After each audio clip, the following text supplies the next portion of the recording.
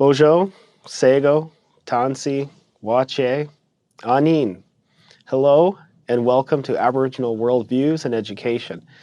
I'm Jean-Paul Restoul, faculty member in the Department of Leadership, Higher and Adult Education at the Ontario Institute for Studies in Education of the University of Toronto. And I've been teaching the Aboriginal Worldviews course at Waaciiye for about 8 years now. And before that, I was teaching in the Aboriginal Studies program at the University of Toronto.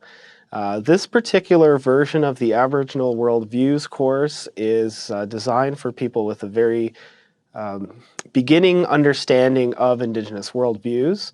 It's an exploration into some of the implications of the worldviews for understanding education as it's experienced by Aboriginal people, but also learning about Aboriginal worldviews and how that can change the relationship between Indigenous and non-Indigenous people in Canada, but also in North America more generally, and hopefully you can find applications from the place where you are accessing this course.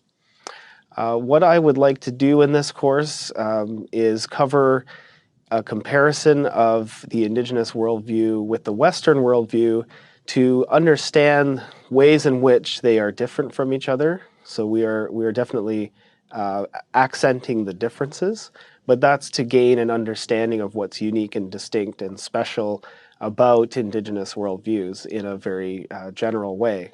And we have to take this generalized approach when we're doing an introductory exploration of the worldviews.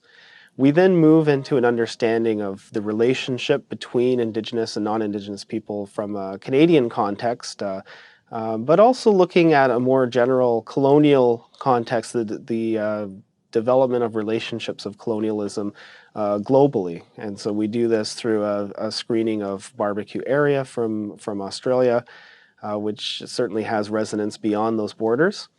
And we look at the treaty relationship within Canada and how that relationship developed and changed over time, and also how experiences of teaching, learning, and education changed and developed over time for Aboriginal peoples in Canada and the US.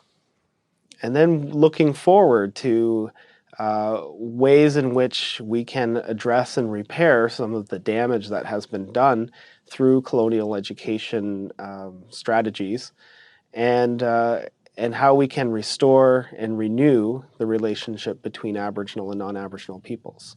So I hope it's of great interest and use to you, no matter where you're accessing this course, but that you bring a little bit too of your own personal aspirations and desires to the course, looking at how you can apply this material in your own relationships and your own understanding of your situation where you are.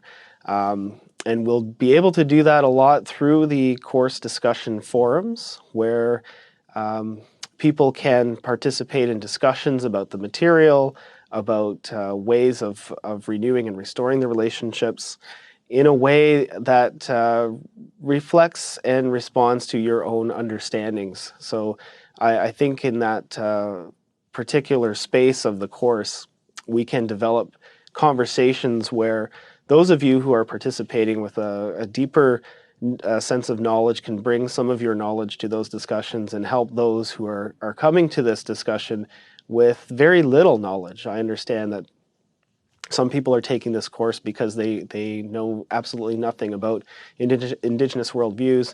Some are coming because they want to participate in deeper discussions and conversations about that. So the forums might be a place where we can all find value in deepening our own knowledge of this material. So I look forward to the course.